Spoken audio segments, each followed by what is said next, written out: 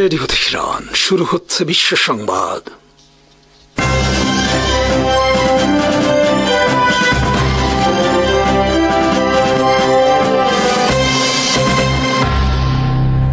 শুরুতেই সংবাদ শিরোনাম। ইরান যদি আবারও ইসরায়েলি আক্রমণের শিকার হয় তাহলে যুক্তরাষ্ট্রের সঙ্গেও যুদ্ধে জড়িয়ে পড়বে, এমনই স্পষ্ট হুমকি দিয়েছেন ইরানের একজন শীর্ষস্থানীয় কর্তৃপক্ষ এবং প্রাক্তন রেভলিউশনারি গার্ডের প্রধান মেজর জেনারেল মোহসেন রেজাই। রোববার এক টেলিভিশন সাক্ষাৎকারে তিনি এই ঘোষণা দেন। তিনি রাষ্ট্র নিয়ন্ত্রিত টিভিতে বলেন, ইসরায়েল আবারও ইরানের বিরুদ্ধে তাদের ভাগ্য পরীক্ষা করে দেখার চেষ্টা করছে, তবে শীঘ্রই ইসরায়েলের অভ্যন্তরে এমন ঘটনা ঘটবে যা এটিকে অসম্ভব করে দেবে। কী ধরনের আক্রমণ হবে বা কিভাবে প্রতিরোধ করা হবে তিনি সেই সম্পর্কে বিস্তারিত জানাননি।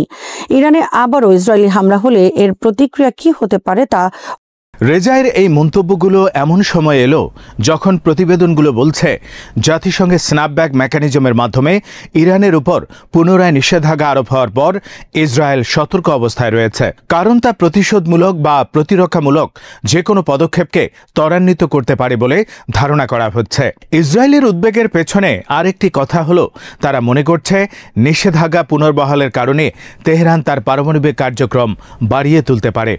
অপরদিকে আন্তর্জাতিক কূটনীতিতে চলমান আলাপ আলোচনার পরও নিষেধাজ্ঞা আরোপ করা হয়েছে, এমনকি কয়েক দফা আলোচনার পরও কোনো স্থায়ী চুক্তি সম্পন্ন হয়নি। রেজাই পরিষ্কার করে দিয়েছেন যে যদি পশ্চিমা শক্তিগুলো এমন আলোচনার মাধ্যমে ইসরায়েলকে সময় দেয় বা তাদের অবস্থান শক্তিশালী করে, তাহলে তা ইরানের কাছে গ্রহণযোগ্য হবে না। তিনি বলেন, ইসরায়েলকে সময় দেয়া বা তাদের শক্তিশালী করা যে কোনো এমন আলোচনাই আমরা মেনে নেব না। ইরানের এক্সপিডিয়েন্সি কাউন্সিলের সদস্য রেজাই আরও সতর্ক করে দিয়ে বলেন, যদি পরিস্থিতি এমন হয় যে ইসরায়েল যুদ্ধ শুরু করে, তাহলে আমরা যুক্তরাষ্ট্রের সঙ্গেও যুদ্ধ করব। তার ভাষায় আলোচনার নামে কোনো শর্ত গ্রহণযোগ্য নয়। কথাবার্তা চলাকালীন সময়ে সামরিক ক্ষমতা ব্যবহার করা হলে তেহরানও উপযুক্ত প্রতিশোধ গ্রহণ করবে। সেক্ষেত্রে শুধু ইসরায়েল নয়, মধ্যপ্রাচ্যে অবস্থিত আমেরিকার ঘাঁটিগুলোকেও তারা নিশানা বানাবে। রেজাইর ঘোষণার সাথে মিল রেখে ইরানের সামরিক নেতৃত্ব স্পষ্টভাবে নিজেদের প্রস্তুতির কথা নিশ্চিত করেছেন।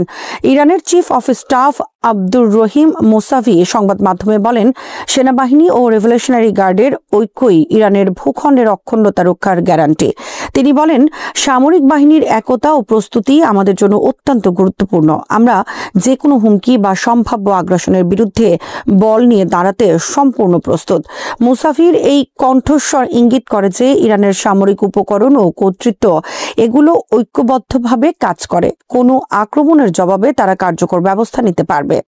এই উত্তেজনার পটভূমিতে যুক্তরাষ্ট্র কূটনৈতিকভাবে ইরানের প্রতি কঠোর অবস্থান নিয়েছে। বিশেষ করে একটি শান্তি চুক্তির বিনিময়ে ইরানের কাছ থেকে বিস্তর এবং শর্তহীন প্রতিশ্রুতি দাবি করছে। ওয়াশিংটন পোস্টের রিপোর্টে বলা হয়েছে যে তেহরানের ক্ষেপণাস্ত্র কর্মসূচির উপর কড়া বিধিনিষেধ আরোপ, মধ্যপ্রাচ্যের ইরান সমর্থিত সুবিধাভোগী গোষ্ঠীগুলোর সমর্থন বন্ধ করা, ইউরেনিয়াম সমৃদ্ধকরণ পুরোপুরি বন্ধ করা এবং দুই দেশের মধ্যে সরাসরি আলোচনা, এমনকি তেহরানের কাছ থেকে যুক্তরাষ্ট্রের সঙ্গে সরাসরি আলোচনায় বসার প্রতিশ্রুতিও চাইছে।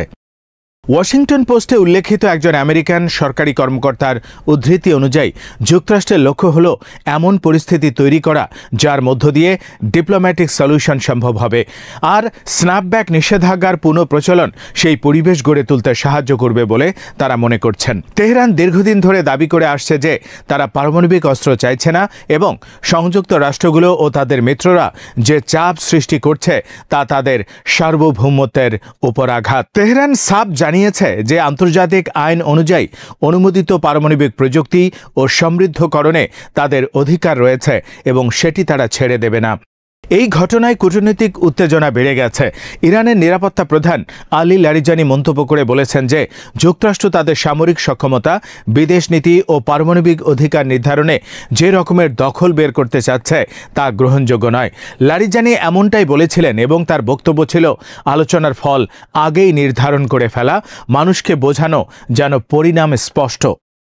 ওয়াশিংটন পোস্ট জানিয়েছে, ট্রাম্প প্রশাসন ও তেহরান বছরের শুরুতে 2 মাসের জন্য আলোচনা চালিয়েছিল একটি চুক্তির জন্য, কিন্তু সেই আলোচনা শেষ হবার 60 দিন পর 13 জুন ইসরায়েল ইরানে একটি বড় আকস্মিক হামলা চালায়। ওই আঘাতে মিলিটারি এবং পারমাণবিক স্থাপনা সহ সিনিয়র কমান্ডার ও কর্মকর্তাদের লক্ষ্য করা হয়। রিপোর্টে বলা হয়, আক্রমণে শত শত সৈন্য ও সিভিলিয়ান হতাহত হয়েছিলেন। ইরান পরবর্তীতে ব্যালিস্টিক ক্ষেপণাস্ত্র ও ড্রোন ব্যবহার করে পাল্টা আঘাত করে, যার ফলে ইসরায়েলের দিকে 31 জন সিভিলিয়ান এবং একজন ছুটিতে থাকা সৈন্য নিহত হয়। 22 জুন যুক্তরাষ্ট্র হামলায় অংশ নিয়ে ইরানের 3টি প্রধান পারমাণবিক স্থল ইস্পাহান, ফর্দো ও নাতানজ লক্ষ্য করে আঘাত চালায়। প্রেসিডেন্ট ট্রাম্প বলেন, এই হামলায় ইরানের বোমা তৈরির সক্ষমতা শেষ করে দেওয়া হয়। শেষমেশ জুন 24 তারিখে যুক্তরাষ্ট্রের মধ্যস্থতায় একটি অস্থায়ী যুদ্ধবিরতি চূড়ান্ত করা হয় এবং 12 দিনের যুদ্ধ শেষ হয়। এই যুদ্ধবিরতির পরেও আঞ্চলিক উত্তেজনা এখনও প্রবল। বিশেষ করে কাতারের উপর ইসরায়েলের আক্রমণ পরিস্থিতিকে আরও ঘোলাটে করে তোলে। কাতারে অবস্থিত হামাসের সিনিয়র নেতাদের হত্যার উদ্দেশ্যে চালানো এই হামলায় কাতার তীব্র ক্ষোভ প্রকাশ করে। বিশেষ করে কাতার দাবি করেছে, এই আঘাত কাতারের সার্বভৌমত্বের উপর আঘাত। এই ঘটনায় হামাসের শীর্ষ নেতারা অক্ষত থাকলেও হামাস নেতা খলিল আল হাইয়ার ছেলে নিহত হন। রাজনৈতিক বিশ্লেষকরা মন্তব্য করেন, এই হামলা যুক্তরাষ্ট্রের অনুমতি ছাড়া কোনোভাবেই সম্ভব নয়। পরে প্রেসিডেন্ট ট্রাম্প দুঃখ প্রকাশ করে এই ঘটনার পুনরাবৃত্তি হবে না বলে কাতারকে আশ্বাস দেন। এই বিষয়ে জাতিসংঘ সাধারণ অধিবেশনে আরব রাষ্ট্রগুলো তীব্র প্রতিক্রিয়া জানালে ইসরায়েলি প্রধানমন্ত্রী নেতানিয়াহু কাতারের কাছে দুঃখ প্রকাশ করেন। সামরিক অবস্থানের বাইরেও অর্থনীতির বিষয়টি ইরানের উপর চাপ বাড়াচ্ছে। স্ন্যাপব্যাক নিষেধাজ্ঞা আরোপের পর ইরানের সংকুচিত অর্থনীতি আরও ক্ষতিগ্রস্ত হচ্ছে। বিশেষ করে কাঁচামাল ও তেল রপ্তানি, দেশের প্রধান রোজগারের উৎস এখন পুনরায় সীমাবদ্ধ হচ্ছে। আন্তর্জাতিক ব্যাংকিং চ্যানেলগুলো বড় অঙ্কের লেনদেন ইরানের জন্য সীমিত করেছে। তুরস্কের মতো মিত্র দেশও ইরানের পারমাণবিক খাতে ব্যয় হতে পারে এমন অর্থ ফ্রিজ করার নির্দেশ দিয়েছে। ফলে বিদেশি বিনিয়োগ ও বাণিজ্যে বেশ কষ্টে পড়েছে ইরানের মুদ্রা রিয়ালের মান আরও কমে গেছে। মানুষের ক্রয় ক্ষমতা কমেছে, মূল্যস্ফীতি বেড়ে যাচ্ছে এবং জীবনযাপন খরচ বাড়াচ্ছে। এসব কারণে ইরানের অভ্যন্তরীণ অর্থনৈতিক ও রাজনৈতিক চাপ দ্রুতই বাড়বে বলে রাজনৈতিক বিশ্লেষকরা আশঙ্কা করছেন। ইরানি পার্লামেন্টের অধিকাংশ সদস্য কঠোর ভাষায় এর নিন্দা করেছেন। তারা একই সুরে যুক্তরাষ্ট্র ও ইসরায়েলের বিরুদ্ধে অভিযোগ আনেন। তারা বলেন, এগুলো বিশৃঙ্খলা তৈরির জন্য আমেরিকা এবং ইসরায়েলের ঘৃণ্য ষড়যন্ত্র। অনেক সদস্য এটাকে যুদ্ধ ঘোষণার শামিল বলে উল্লেখ করেন। জাতীয় নিরাপত্তা কমিটির সদস্য বহিদ আহমাদি বলেছেন, স্ন্যাপব্যাকের ফলে নতুন করে কিছুই ঘটেনি। তিনি বললেন, ইসলামী প্রজাতন্ত্র ইরান এগুলোকে তোয়াক্কা করে না। ইরানি জাতি পূর্বে এসব সাহসিকতার সাথে ঐক্যবদ্ধভাবে মোকাবেলা করেছে, এখনও তারা এর মোকাবেলা করবে। ইরানের সর্বোচ্চ নেতা আয়াতুল্লাহ আলী খামেনি এই মুহূর্তে পুরনো অভিজ্ঞতার উপর ভিত্তি করে গড়ে ওঠা দর্শনের প্রতিফলন ঘটাতে চান। তিনি বলেন, এই মুহূর্তে আমাদের করণীয় হল ধৈর্য এবং স্থিতি। তিনি বলেন, আমরা দীর্ঘদিন ধরে জাতীয় ও আন্তর্জাতিক চাপ সহ্য করার কৌশল শিখেছি এবং বারবার দেখা গেছে যে যতক্ষণ বিদেশিদের পা তেহরানে বসতে দিতে প্রতিহত করব, ততক্ষণ ইসলামিক রিপাবলিক টিকে থাকবে।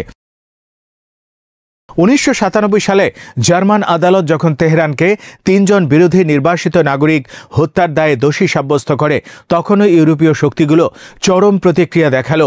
পরবর্তীকালে তাদের কূটনৈতিক সম্পর্কগুলোর স্বাভাবিক অবস্থা ফিরে আসে। এটি খামেনির কাছে একটি ইতিহাসগত শিক্ষা যে পশ্চিমা একতা অবিচল নয়। তিনি সেই বৈশ্বিক কূটনীতির ধীর স্থিরতার উপরই ছেড়ে দিচ্ছেন এবং তিনি বিশ্বাস করেন সময় সবকিছু ঠিক করে দেবে। তবে এই কৌশল ঝুঁকিমুক্ত নয়। গত জুনের যুদ্ধ দেখিয়ে দিয়েছে আধুনিক প্রযুক্তি ও লক্ষ্য নির্ধারণে দক্ষতার ঘাটতি কতটা ভয়াবহ ক্ষতি করতে পারে। বড় আঘাত থেকে কেবল মিলিটারি স্ট্রাকচারই নয়, সিনিয়র কমান্ডারদের মৃত্যুও ঘটাতে পারে, যা শক্তির কাঠামোর উপর গভীর প্রভাব ফেলে। আর্থিক অবস্থা দিন দিন খারাপ হলে অভ্যন্তরীণ অশান্তি দেখা দিতে পারে। শাসক শ্রেণী যদি জনগণের জীবনযাত্রার বাস্তব কষ্ট বুঝতে না পারে, তাতে শাসন ব্যবস্থায় সংকটের সৃষ্টি হতে পারে। সব মিলিয়ে পরিস্থিতি একটা বিশাল অনিশ্চয়তার মধ্যে দিয়ে যাচ্ছে। ইরান যদি প্রতিরোধে অটল থাকে এবং পশ্চিমা জোট চাপ বাড়ায়, তবে এগুলো কেবল কূটনৈতিক মোকাবিলাই নয়, আঞ্চলিক ও বৈশ্বিক নিরাপত্তা স্থিতিশীলতাকেই প্রশ্নবিদ্ধ করে তুলবে। রেজাইর কণ্ঠেই যে হুঁশিয়ারি এসেছে, তা শুধু এক দেশের কূটনৈতিক সংকেত নয়, বরং এটি একটি সম্ভাব্য দ্বিপাক্ষিক সংঘাতের পূর্বাভাস, যার প্রভাব মধ্যপ্রাচ্যকে ছাড়িয়ে বিশ্বব্যাপী অস্থিরতা সৃষ্টি করতে পারে। ইসরায়েলের প্রতিরক্ষা মন্ত্রণালয় ঘোষণা করেছে যে বহু বছর গবেষণা, উন্নয়ন এবং গোপন পরীক্ষার পর তাদের নতুন লেজার ভিত্তিক অ্যান্টি মিসাইল প্রতিরক্ষা ব্যবস্থা আয়রন বিম এখন সামরিক ব্যবহারের জন্য সম্পূর্ণ প্রস্তুত। চলতি বছরের শেষ নাগাদ এটি আনুষ্ঠানিকভাবে সেনাবাহিনীতে অন্তর্ভুক্ত করা হবে। এই ঘোষণা কেবল একটি প্রযুক্তিগত উন্নয়ন নয়, বরং আধুনিক যুদ্ধনীতির ইতিহাসে এক নতুন অধ্যায়ের সূচনা। লেজার ভিত্তিক প্রতিরক্ষা ব্যবস্থাকে দীর্ঘদিন ধরে ভবিষ্যতের অস্ত্র হিসেবে ভাবা হতো, তবে বাস্তবে এমন প্রযুক্তির কার্যক্ষমতা অর্জন করেছে এবারই প্রথম। আয়রন বিম ইসরায়েলের জন্য যেমন কৌশলগতভাবে গুরুত্বপূর্ণ, তেমনি এটি বৈশ্বিক সামরিক প্রযুক্তির প্রতিযোগিতাও এক অভূতপূর্ব ধাপ। ইসরায়েল দীর্ঘদিন ধরে বহুমাত্রিক মিসাইল প্রতিরক্ষা ব্যবস্থার উপর নির্ভর করছে। তাদের আয়রন ডোম, ডেভিড স্লিং এবং অ্যারো সিস্টেম বিশ্বের অন্যতম কার্যকর প্রতিরক্ষা ছাতার উদাহরণ হিসেবে পরিচিত। আয়রন ডোম মূলত স্বল্প পাল্লার রকেট ও মর্টার ধ্বংস করতে সক্ষম। ডেভিড স্লিং মধ্যম পাল্লার হুমকি মোকাবেলায় ব্যবহৃত হয় এবং অ্যারো সিস্টেম ব্যালিস্টিক মিসাইল প্রতিরোধ করে থাকে। কিন্তু এই সমস্ত সিস্টেমের একটি বড় সীমাবদ্ধতা হল এর ব্যয়। প্রতিটি ক্ষেপণাস্ত্র ধ্বংস করতে ন্যূনতম $50,000 খরচ হয় এবং হামাস, হিজবুল্লাহ কিংবা ইয়েমেনের হুথিদের মতো গোষ্ঠীগুলো যখন একসাথে শত শত রকেট ছোড়ে, তখন প্রতিরক্ষা ব্যবস্থা চালাতে কয়েক কোটি ডলার মুহূর্তেই শেষ হয়ে যায়। অর্থনীতির উপর এর চাপ ভয়াবহ।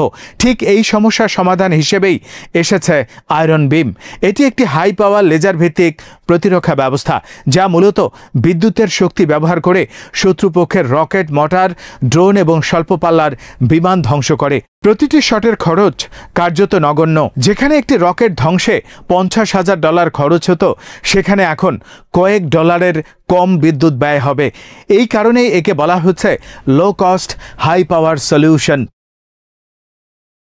আয়রন বিম তৈরি করেছে ইসরায়েলের রাষ্ট্রায়ত্ত company Rafael advanced defence systems. তাদের অংশীদার হিসেবে কাজ করেছে এলবিট সিস্টেমস, যারা লেজার প্রযুক্তি সরবরাহ করেছে। এই সিস্টেমে ব্যবহৃত হয়েছে অ্যাডাপটিভ অপটিক্স প্রযুক্তি, যা বায়ুমণ্ডলের প্রতিবন্ধকতা সত্ত্বেও লক্ষ্য বস্তুতে নির্ভুলভাবে আঘাত হানতে সক্ষম। ইসরায়েলের প্রতিরক্ষা মন্ত্রণালয় জানিয়েছে, দক্ষিণ ইসরায়েলে কয়েক সপ্তাহ ধরে বিস্তৃত পরীক্ষা চালানো হয়েছিল। পরীক্ষায় আয়রন বিম সফলভাবে একের পর এক রকেট, মর্টার, ড্রোন এবং ইউএভি ধ্বংস করেছে। বিভিন্ন পরিস্থিতি তৈরি করে পরীক্ষা চালানো হয়েছিল, যাতে দেখা যায় এটি বাস্তব যুদ্ধক্ষেত্রে কতটা কার্যকর। ফলাফল ছিল ইতিবাচক। প্রতিরক্ষা মন্ত্রণালয়ের মহাপরিচালক আমির বারাম বলেছেন, বিশ্বের ইতিহাসে এই প্রথম একটি হাই পাওয়ার লেজার প্রতিরক্ষা ব্যবস্থা পূর্ণ কার্যক্ষমতা অর্জন করল। রাফায়েলের চেয়ারম্যান ইউভাল স্টাইনিটস মন্তব্য করেছেন, আয়রন বিম নিঃসন্দেহে একটা গেম চেঞ্জার, যা আধুনিক যুদ্ধের চেহারা বদলে দেবে। এই প্রযুক্তির কৌশলগত গুরুত্ব অসাধারণ। প্রথমত, ব্যয়ের বিপ্লব ঘটবে।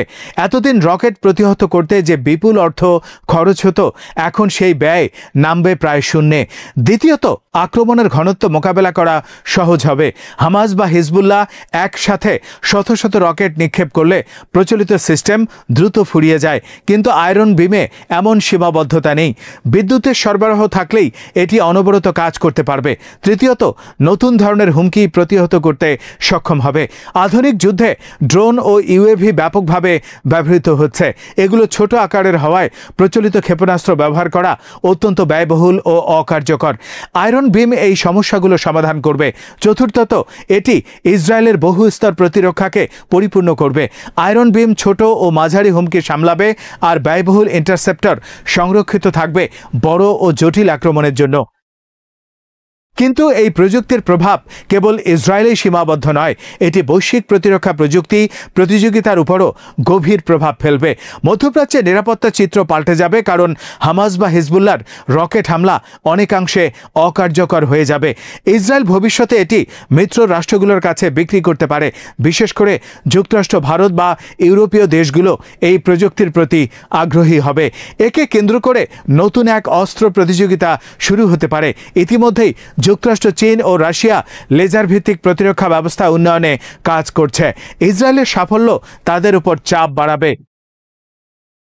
তবে আয়রন বিমের সীমাবদ্ধতাও আছে। এটি আবহাওয়া নির্ভর। কুয়াশা, ধুলোঝড়, মেঘলা আবহাওয়া বা বৃষ্টি হলে লেজারের কার্যকারিতা হ্রাস পেতে পারে। এর পাল্লা আপাতত স্বল্প থেকে মাঝারি পর্যায়ে সীমাবদ্ধ। দীর্ঘ পাল্লার ব্যালিস্টিক মিসাইল মোকাবেলায় এটি কার্যকর নয়। এছাড়া যদিও প্রতিটি শটের খরচ কম, পুরো সিস্টেম স্থাপন ও রক্ষণাবেক্ষণে বিপুল অর্থ প্রয়োজন। সমালোচকরা আশঙ্কা করছেন ইসরায়েল এটি কেবল প্রতিরক্ষার জন্য নয়, আক্রমণাত্মক উদ্দেশ্যে ব্যবহার করতে পারে। সবকিছু মিলিয়ে আয়রন বিম আধুনিক যুদ্ধনীতির ইতিহাসে এক যুগান্তকারী ঘটনা। এটি প্রমাণ করেছে যে বিজ্ঞান কল্পকাহিনীর অস্ত্র বাস্তবে কার্যকর হতে পারে। এটি শুধু ইসরায়েলের নিরাপত্তাকে শক্তিশালী করবে না, বরং বৈশ্বিক সামরিক ভারসাম্যকেও প্রভাবিত করবে। এলবিট সিস্টেম এরই মধ্যে জানিয়েছে তারা ভবিষ্যৎ আকাশে স্থাপিত হাই পাওয়ার লেজার নিয়ে কাজ করছে, যা আরও বড় পরিবর্তন আনবে। সেটি যদি কার্যকর হয় তবে আকাশ প্রতিরক্ষার ধারণাই পাল্টে যাবে।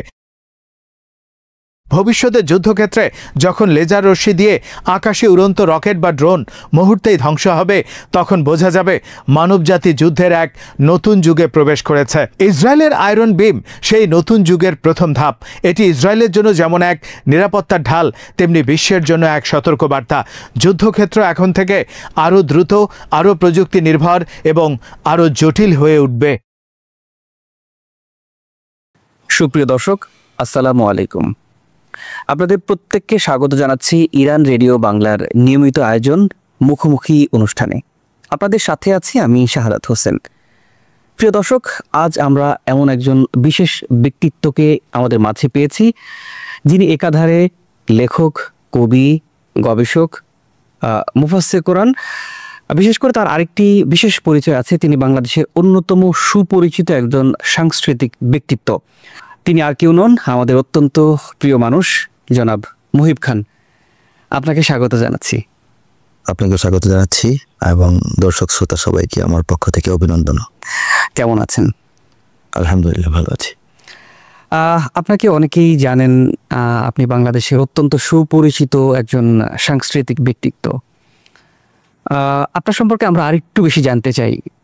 এই যে একজন মুহিব খান হয়ে ওঠার পেছনের গল্প, বিশেষ করে আপনার জন্ম, বেড়ে ওঠা, লেখাপড়া, কর্মজীবন যদি আমাদের একটু জানাতেন। আমার জন্মস্থান কিশোরগঞ্জ জেলা, শহর, একদম শহরে আমার নূর মঞ্জিল আমাদের বাড়ির নাম। 1979-তে আমার জন্ম। এটা হচ্ছে আমার প্রকৃত জন্ম সন। পড়াশোনা আমার দাওরায়ে হাদিস কওমি মাদ্রাসা থেকে, এবং এটা পুরোটাই আমার কিশোরগঞ্জ আল জামিয়াতুল ইমদাদিয়া প্রতিষ্ঠান থেকে। এরপর আমি রাষ্ট্রবিজ্ঞানে স্নাতকোত্তর করেছি জাতীয় বিশ্ববিদ্যালয়ের অধীনে, আর কি, মিরপুর বাংলা কলেজ থেকে। ঢাকায় আমার কর্মজীবন শুরু হয়েছে 98-99 এরকম সময় থেকে, আর কি। তো আমি আসলে একটু মুক্তভাবে থাকি, স্বাধীন জীবনযাপন করতে ভালোবাসি। আমার গবেষণা, লেখালেখি এগুলোতে সময় দিতে ভালোবাসি, যে জন্যে কোনো কিছুতে ইনভলভ হয়ে দীর্ঘদিন কাজ করা হয়নি। তবে 2004, 5, 6 এই সময়টাতে আমি ইসলামিক টেলিভিশনের হেড অফ প্রোগ্রাম ছিলাম। এরপর এখন কিছু প্রতিষ্ঠানে জড়িত আছি, যেগুলো আমি শুরু করেছি বা সম্পৃক্ত হয়েছি। ইসলামিক কালচারাল ইনস্টিটিউট, ICI, এটার মহাপরিচালকের দায়িত্ব পালন করছি।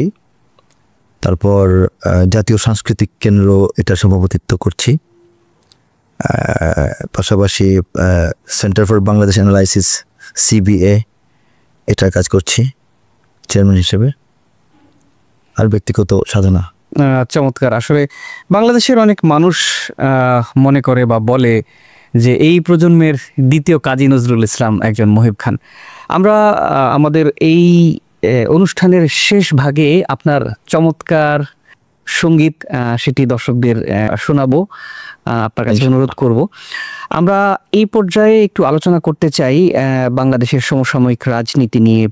আপনি জানেন যে 24-এর যে গণঅভ্যুত্থান, আসলে দীর্ঘ 1.5 দশক আমরা একটা সংকটকালীন সময় অতিক্রম করেছি। আমরা একটা স্বৈর শাসনের মধ্যে ছিলাম, ফ্যাসিবাদী আমলে ছিলাম। এই 24-এর গণঅভ্যুত্থান আসলে দীর্ঘ সংগ্রামের মাধ্যমে অর্জিত হয়েছে, কিন্তু আমরা দেখলাম যে যে স্পিরিট নিয়ে এই সংগ্রামটা হয়েছে, সেই স্পিরিটটা কিছুটা ম্লান হয়ে গেছে। আপনার পর্যবেক্ষণ জানতে চাই। 24-এর যে ঘটনাপঞ্জি, এটা আন্দোলন, তুখর আন্দোলন, এবং এটা একটা সফল গণ অভ্যুত্থান, কিন্তু এটা গণ বিপ্লব নয়, এটা আমি মনে করি না। অনেকে বিপ্লব বলেন, 24-এর বিপ্লব, জুলাই বিপ্লব, এটা বলতে ভালো লাগে। যারা বিপ্লবের আশাবাদী তারা এটা বলেন, আবেগ থেকে বলেন, আশা থেকে বলেন। আসলে বিপ্লব তো হয়ে ওঠেনি। বিপ্লব তখনই হয় যখন কোনো একটা আন্দোলন বা অভ্যুত্থানের পেছনে সুনির্দিষ্ট একটা আদর্শ প্রতিষ্ঠার জন্য সুনির্দিষ্ট একটা জনগোষ্ঠী কাজ করেন এবং এটা ব্যাপকতা ছড়ায়, এটা গোটা দেশ এটার সঙ্গে সম্পৃক্ত হয়ে যায়, এবং এর সপক্ষের মানুষেরা বিপ্লব ঘটান, পরিবর্তন। বিপ্লব মানে আমূল পরিবর্তন। এবং সেক্ষেত্রে একটি রাষ্ট্রে যদি এটা ঘটে তাহলে রাষ্ট্র ব্যবস্থাটাই চেঞ্জ হয়ে যায়, সংবিধান পরিবর্তন হয়ে যায়, পূর্ববর্তী কাঠামোতে ব্যাপক পরিবর্তন, আমূল পরিবর্তন সংঘটিত হয়, নৈতিক আদর্শিক, এটাকে বলা হয় বৈপ্লবিক পরিবর্তন যেটাকে বলে। এরকম কিছু তো হয়নি এবং হওয়ার কথাও ছিল না, কারণ এই অভ্যুত্থানটা ছিল সুনির্দিষ্টভাবে একটি ফ্যাসিবাদী সরকার, একজন ফ্যাসিস্ট সরকার প্রধানকে ক্ষমতা থেকে হটানোর জন্য। তো এই লক্ষ্যে এবং এই মন্ত্রে গোটা জাতি উজ্জীবিত হয়ে গিয়েছিল, কিন্তু তাকে হটানোর পর সেখানে কি প্রতিষ্ঠিত হবে এই মর্মে সবাই ঐক্যবদ্ধ ছিল না। বিভিন্ন মত পথ, বিভিন্ন মত পথ, আদর্শ চিন্তার মানুষেরা কোনো একটা জায়গায় একমত হয়ে তারা আন্দোলনটা করেছেন এবং সফল ব্যাপক কোনো আন্দোলন হয়েছে। সো এটা বিপ্লবী পরিণত হওয়ার কথা ছিল না, তাই হয়নি। আসলে বাংলাদেশের ভূ রাজনৈতিক বাস্তবতার আলোকে, বাংলাদেশের অভ্যন্তরীণ রাজনীতির বাস্তবতার আলোকে, এদেশের অর্থনৈতিক বাস্তবতার আলোকে এবং এদেশের গণমানুষের যে পালস, তারা কি ভাবেন, কি অনুভব করেন, তাদের উপলব্ধিতে কি আছে, তাদের চিন্তা চেতনা রুচি, এইগুলোর ভিত্তিতে আরও একটি বিপ্লব বাংলাদেশকে ডাকছে এবং সেদিকে যদি বাংলাদেশে কখনো যায় তখনই বাংলাদেশের এবং এই জাতির মুক্তি ঘটবে বলে মনে করি। আর যে প্রত্যাশা নিয়ে এই অভ্যুত্থান ঘটেছিল যে অন্তত ফেসিবাদ মুক্ত একটা পরিবেশ তো হবে, জালিম মুক্ত পরিবেশ হবে, দুর্নীতি সন্ত্রাস মুক্ত একটা দেশ তো পাবো আমরা অন্তত, সেটি আমরা খুব একটা মানে বাহ্যত দেখতে পাচ্ছি যে এটা হয়ে ওঠেনি, বরং এক ধরনের অস্থিরতা বিরাজ করছে। রাজপথ এখনও স্থির হয়নি, উত্তাল হয়ে আছে। বিভিন্ন দাবি দাওয়া, যৌক্তিক অযৌক্তিক এবং বিভিন্ন পক্ষপাতিত্ব এবং সব ধরনের পক্ষই তাদের আত্মপক্ষ সমর্থন করছে। ক্ষমতায় আরোহণ করার জন্যে অপরাজনীতিরও কিছু আভাস আমরা দেখতে পাচ্ছি। সবচেয়ে বড় সমস্যা হচ্ছে বাংলাদেশে যারা ক্ষমতার কাছাকাছি থাকেন, সম্ভাবনা যে তারা ক্ষমতায় যাবেন অথবা চেষ্টা করলে যেতে পারেন, তারা এক সময়ে বিদেশের দাবিদারি শুরু করেন, সেটারও কিছুটা আভাস দেখা যাচ্ছে। আমাদের পার্বত্য চট্টগ্রাম, সেখানে 3টা জেলা বাইরের বিদেশি শক্তির প্ররোচনায়, চক্রান্তে অস্থিতিশীল হয়ে উঠেছে। আমাদের সচিবালয় থেকে নিয়ে একেবারে নিচের স্তরের প্রশাসনিক যে চেয়ারগুলো, সর্বত্র এখনও দুর্নীতি এবং কায়েমি স্বার্থবাদ বিরাজমান। তো এগুলো কাটিয়ে ওঠে বাংলাদেশ, নতুন বাংলাদেশ যেটাকে বলা হচ্ছে, সেই নতুন বাংলাদেশ আমরা কবে পাবো এই মুহূর্তে স্পষ্ট করে বলা যাচ্ছে না। আপনি চমৎকার করে বলেছেন। আসলে এই যে এত সংগ্রাম, এত আত্মত্যাগের মধ্য দিয়ে আমরা এই ফ্যাসিবাদ থেকে আমরা একটা নতুন বাংলাদেশ পেয়েছি, কিন্তু যেই স্পিরিটটা ছিল, যেই চেতনাটা ছিল বা সাধারণ মানুষের যে প্রত্যাশাটা ছিল, সেই প্রত্যাশাটা আসলে আদতে পূরণ হয়নি। এর পেছনে আপনি আসলে কি মনে করেন এত দ্রুত এই গণ বিপ্লব যদি বলি, গণ অভ্যুত্থান বলি, এই যে স্পিরিটটা এত দ্রুত কেন ম্রিয়মান হয়ে গেল, এর পিছনে কি কাজ করেছে? আপনি কি মনে করেন যে আসলে কোনো আধিপত্যবাদী কোনো রাষ্ট্রের কারণে এই চেতনা এত দ্রুত শেষ হতে পারে? এটা তো নিশ্চয়ই, আমি শুরুতে বলছি যে এটা একটি সফল বিপ্লব হয়নি। বিপ্লব যদি হতো তাহলে বিপ্লবীদের চিন্তা চেতনা আদর্শ মতোই এই বিগত 1 বছরের মধ্যে কাঠামো তৈরি হয়ে যাওয়ার কথা। বিপ্লব যেহেতু সংগঠিত হয়নি, অভ্যুত্থান হয়েছে, সেই অভ্যুত্থানের যে সুফল, সেই সুফলটা যেন এই জাতি না পায়, সেজন্যে সুনিশ্চিতভাবে বলা যায় যে আধিপত্যবাদীরা এখানে কলকাঠি নাড়ছে এবং আধিপত্যবাদীরাই তো একটা দেশের রাজনৈতিক সুবিধাবাদী যে শক্তিগুলো তাদেরকে হাতছানি দিয়ে ডাকে এবং তারা ক্ষমতাসীন হওয়ার লোভে তাদের ফাঁদে পা দেয় এবং এই রাজনীতিবিদদের ভুলের কারণে, তাদের এই স্বেচ্ছাচারিতা এবং স্বার্থপরতার কারণে জনগণ কখনোই আর আলোর মুখ দেখতে পান না।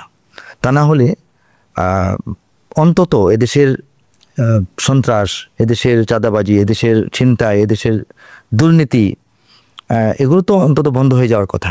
এত বড় বিপ্লব, এত রক্তপাত এবং শাহাদাত, আত্মদান, এটা তো বৃথা যাওয়ার কথা ছিল না, উচিত ছিল না। এবং আমি এখনো আশাবাদী যে বাংলাদেশের যারা দেশপ্রেমিক নাগরিক এবং দেশপ্রেমিক দায়িত্বশীল যারা আছেন, রাজনীতিতে হন অথবা অর্থনৈতিক অঙ্গনে হন, যেখানেই হন না কেন, প্রশাসনের ভিতরে যারা দেশপ্রেমিক আছেন তারা এখনও সোচ্চার হবেন, এখনও তারা একতাবদ্ধ হবেন এবং থাকবেন। দেশকে চূড়ান্তভাবে আবারও কোনো সাম্রাজ্যবাদী আধিপত্যবাদী শক্তির কবলে তারা যেতে দিবেন না, এটা আমরা আশা করি। এবং বিশেষ করে তারুণ্য যারা নাকি অকুতভয় সেনানীর মতো রাজপথে ঝাঁপিয়ে পড়েছিল এবং তারা গুলির মুখে বুক পেতে দিয়েছিল, তারা তো হারিয়ে যায়নি। তাদেরকে পথভ্রান্ত করার চেষ্টা চলেছে এবং ভ্রষ্টতার দিকে নিয়ে যাওয়ার চেষ্টা হয়েছে। অনেকে এসব ফাঁদে পাও দিয়েছেন। এরপরও আশা করব প্রকৃত দেশপ্রেমিকরা আবার ঐক্যবদ্ধ হবেন এবং দেশকে চূড়ান্ত সাফল্যের দিকে আবারও নিয়ে যাওয়ার চেষ্টা করবেন। আসলে অনেক হতাশা এবং আশার কথাও আপনি শোনালেন। আপনি জানেন যে আগামী জাতীয় সংসদ নির্বাচনের টেন্টেটিভ একটা সময় নির্ধারণ করা হয়েছে, অর্থাৎ আগামী বছরের ফেব্রুয়ারিতে নির্বাচন হওয়ার কথা বলছেন প্রধান উপদেষ্টা। নির্বাচনের দিকে এগোচ্ছে বাংলাদেশের রাজনৈতিক দলগুলো। অনেকেই বলছেন যে আসলে এই নির্বাচনের আগেই ফ্যাসিবাদের স্বৈরশাসনের যে বিচার এবং সংস্কার দরকার ছিল। আপনি কি মনে করেন যে আসলে আমাদের সাধারণ মানুষের কি প্রত্যাশা আসলে ছিল, এই সময়টাতে আসলে কি করা দরকার ছিল? এখানে দুটো বিষয় মুখোমুখি হয়ে গেছে। একটা আগে থেকে মানুষ লালন করছিলেন, সেটা হচ্ছে যে অবশ্যই একটি ফ্যাসিবাদী সরকারের পতন হোক এবং খুব দ্রুতই গণতন্ত্রের চর্চায় দেশ ঢুকে যাক। আর গণতন্ত্রের চর্চার প্রথম ধাপ এবং শ্রেষ্ঠ ধাপটাই হচ্ছে নির্বাচন। কাজেই এই সরকারের পতন ঘটার অর্থ হচ্ছে 16টি বছর ধরে যে নির্বাচন থেকে মানুষ বঞ্চিত এবং স্বাধীনভাবে নিজের মত প্রয়োগে সক্ষমতা হারিয়ে ফেলেছে মানুষ, সেটাই খুব দ্রুত সামনে চলে আসবে। কিন্তু সেই ফেসিবাদের পতনটা একটি রক্তক্ষয়ী আন্দোলন এবং সংগ্রামের মাধ্যমে ঘটার কারণে এখন সামনে এসে পড়েছে ওটা যে ওদের বিচার আগে করতে হবে। তা নাহলে বিচারটা কারা করবে? নির্বাচিত কোনো সরকার রাজনৈতিক কৌশলের কারণে অথবা তাদের হিসাব নিকাশের কারণে তারা যদি সেই বিচারের দিকে ভ্রুক্ষেপ না করেন, গুরুত্ব আরোপ না করেন, তাহলে এই যে পরিবর্তন যারা সাধন করলেন, রাজপথে রক্ত দিলেন এবং যারা নির্যাতিত হলেন, নিপীড়িত হলেন, 16 বছর ধরে যারা নিগৃহীত হলেন নানাভাবে, তাদের এই বিচারটা তাহলে কবে হবে? সুনির্দিষ্ট রাজনৈতিক দল ক্ষমতায় থাকলে তাদের একটা এজেন্ডা থাকে, তাদের নিজেদের বিষয়গুলো তারা গুরুত্ব দেয়, সবারটা দেয় না। অনেক সময় নিজেদের ব্যাপারটাকেও পিছনে ফেলে রাখে তাদের রাজনৈতিক স্বার্থে, ক্ষমতাসীন হওয়ার স্বার্থে বা ক্ষমতায় টেকার স্বার্থে। তো সেই স্বার্থের খেলায় মানুষ আসলে ঢুকতে চাচ্ছে না। মানুষের আকাঙ্ক্ষা ছিল যে নির্বাচনটাও খুব দেরি হবে না এবং খুব দ্রুত এর আগেই বিচার কার্যটা হবে। বিচার বাস্তবায়ন তো শর্ত সাপেক্ষ। আজকে আসামিদেরকে পেতে হবে, ধরতে হবে, বিদেশ থেকে ফিরিয়ে আনতে হবে, কিন্তু যার যে প্রাপ্য, অন্তত যে রায়টি তার পাওয়া প্রাপ্য, খুব বিচার বিশ্লেষণ করে, যুক্তিতর্ক করে খুব দ্রুত যদি রায়গুলো চলে আসতো নির্বাচনের আগে, সেটা ভালো হতো। যে এখানে সাবেক প্রধান, হ্যাঁ, আমাদের সরকার প্রধান থেকে নিয়ে ক্ষমতাসীন দলের অপরাধী লোকজন অথবা যারা নাকি সেই ফেসিবাদকে টিকে রাখার জন্য প্রশাসনের ভেতর থেকে কাজ করেছেন তাদেরও এবং বিভিন্ন বাহিনী থেকে কাজ করেছেন, তাদেরকে তাদের অপরাধ বিশ্লেষণ করে প্রমাণিত করে যুক্তিতর্ক সহ তাদের প্রাপ্য রায়টুকু অন্তত হয়ে গেলে মানুষ একটু মানসিকভাবে স্বস্তি পেত, শান্তি পেত আর কি। এই একটা পর্যায়ে আমরা আছি। আবার এটার জন্য নির্বাচন খুব দেরি করলে অন্য সমস্যায় পড়ে যাচ্ছি আমরা। একটা দেশ যদি নির্বাচনহীন থাকে এবং অনির্বাচিত কোনো ব্যবস্থাপনায় যদি দেশ চলতে থাকে, এই দেশকে কাবু করা, এই দেশটাকে মানে সেটা খুব সহজ আয়ত্ত করে নেওয়া বিভিন্ন দিক থেকে, সাংস্কৃতিক দিক থেকে, রাজনৈতিক দিক থেকে, এটা কিন্তু আধিপত্যবাদী শক্তির জন্য একটা সুযোগ হয়ে দাঁড়ায়। এবং বাংলাদেশটার 3 দিকেই ভারতের অবস্থান, প্রতিবেশী, স্থায়ী প্রতিবেশী পরিবর্তনের কোনো সুযোগ নেই। তারাও আমাদেরকে পরিবর্তন করতে পারবে না, আমরা তাদেরকে পরিবর্তন করতে পারবো না। এখানে সৌহার্দ্য এবং সম্প্রীতিমূলক, ভ্রাতৃত্ব এবং বন্ধুত্ব সুলভ, এটাকে সমতার ভিত্তিতে বলবো না, কারণ ওটা বড় দেশ, আমাদের ছোট দেশ, ওদের বড় অর্থনীতি, আমাদের ছোট অর্থনীতি, কিন্তু ন্যায্যতার উপর আমরা কতটুকু পাই, তারা কতটুকু পাওয়া উচিত, এই প্রাপ্য এবং ন্যায্যতার ভিত্তিতে যদি একটা সুসম্পর্ক থাকতো, ভারত বাংলাদেশের চাইতে বেশি উপকৃত হতো, আমরা উপকৃত হতাম। কাউকে ছাড়া কেউ চলতে পারবো না। সেই বন্ধুত্ব সুলভ আচরণ থেকে তারা শুরু থেকেই আগ্রাসী প্রভুত্ব সুলভ আচরণে তারা অবস্থান নিয়েছে, যেটা বাংলাদেশের মুক্তিকামী মানুষ কখনোই মেনে নেয়নি এবং নেবে না। এবং তাদের পদলেহনকারী, তাদের তাবেদার অনেক শক্তি এখানে সৃষ্টি হয়েছে, শাসন ক্ষমতায় গিয়েছে, কিন্তু তারা কিন্তু চূড়ান্তভাবে তাদের চিন্তা ভাবনাগুলো বাস্তবায়ন করতে পারেনি। কারণ এদেশের মানুষ তো মুক্তিকামী, এদেশের মানুষ হাজী শরীয়তুল্লাহর উত্তরসূরি, মীর নিসার আলী তিতুমীরের উত্তরসূরি, তাই না? তো কিন্তু এই আধিপত্যবাদের কবলে থাকার যে একটা যন্ত্রণা, একটা অস্থিরতা, একটা অশান্তি, এটা বাংলাদেশ সবসময় ভুগছে, এখনো ভুগছে। ভারত এখন অনেকটাই নানা কৌশলে, আপনি শুরুতে বলছিলেন কাণ্ড জ্ঞানহীনের মতো কাজ, অনেকটা উদ্ভ্রান্ত হয়ে যাওয়ার মতো, দুশ্চিন্তাগ্রস্ত হয়ে যখন কোনো শক্তি পাগলাটে আচরণ করে, সেই পর্যায়েও ভারত আমরা তা দেখতে পাচ্ছি।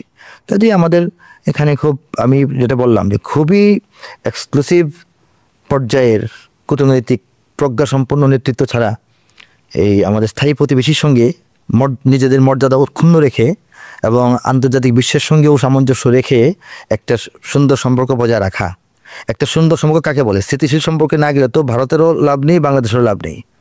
তো ওরকম সরকার হোক বা কোনো এটাকে বলে ক্যারিসমেটিক নেতৃত্ব হলেও বাংলাদেশে তৈরি হতে হবে, তাহলে এটা সমাধানের দিকে আস্তে আস্তে যাবে। আর ভারত তাদের স্বভাবসুলভ বাংলাদেশকে গ্রাস করার, বাংলাদেশকে চষে খাওয়ার চেষ্টা সবসময় চালিয়ে যাবে, এখনও যাচ্ছে, চেষ্টা করছে, এটাই তো বাস্তবতা। না, সেটাই আসলে সাধারণ মানুষের ওই ব্যাপারে আসলে আরো সচেতন হতে হবে।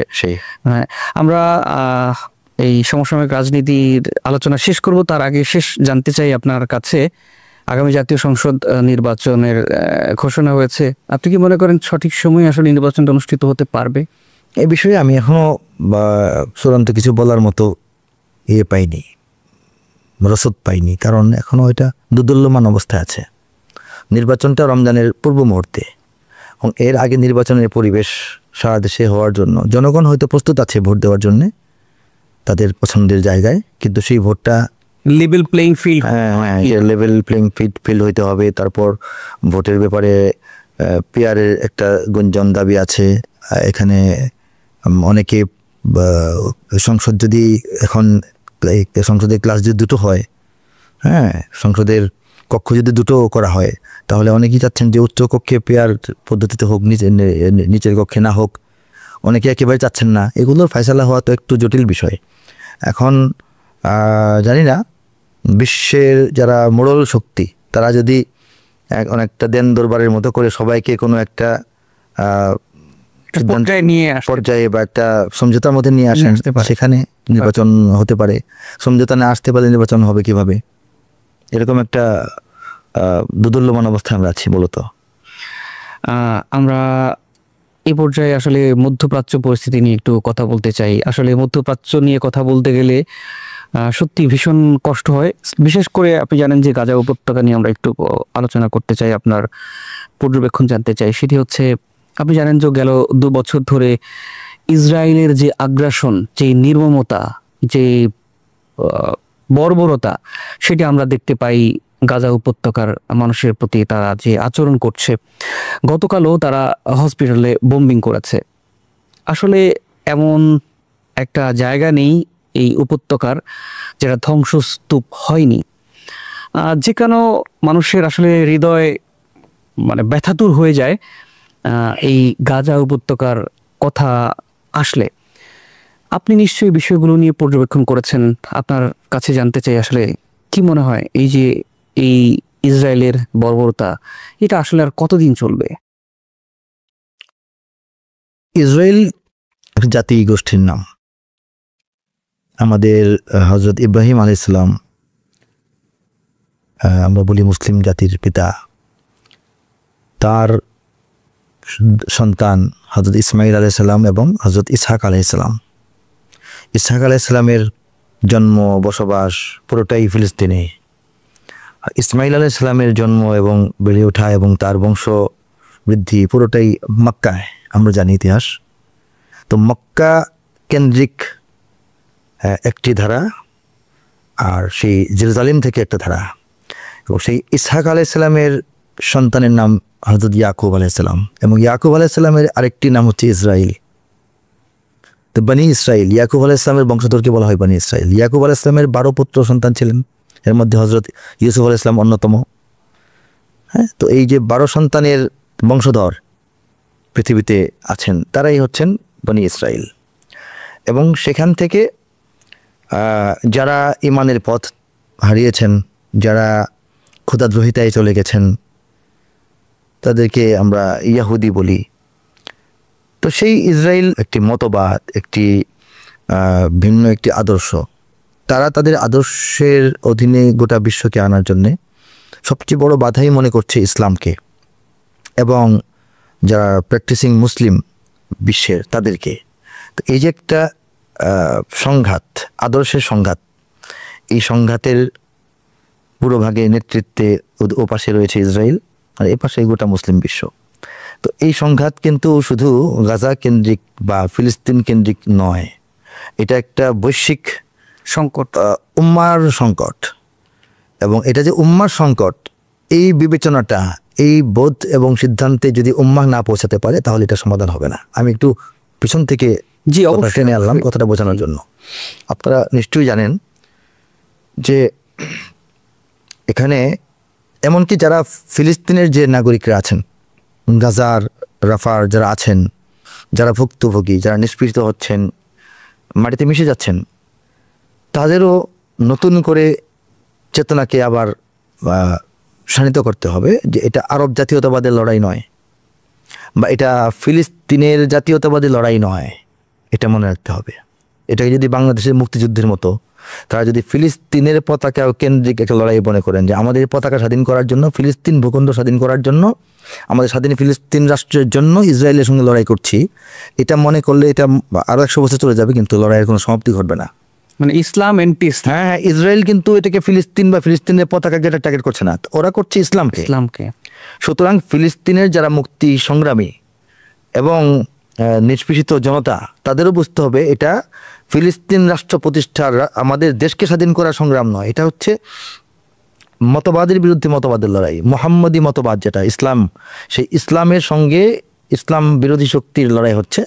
সো এটা হচ্ছে একটা রণাঙ্গন, আমাদের দেশটা একটা রণাঙ্গন। তাদের বুঝতে হবে যে আমাদের ফিলিস্তিনটা একটা রণাঙ্গন মাত্র, কিন্তু এটা ফিলিস্তিন ইসরায়েলের যুদ্ধ নয়, এটা জায়নিজম, ইহুদিবাদ এবং ইসলামের লড়াই।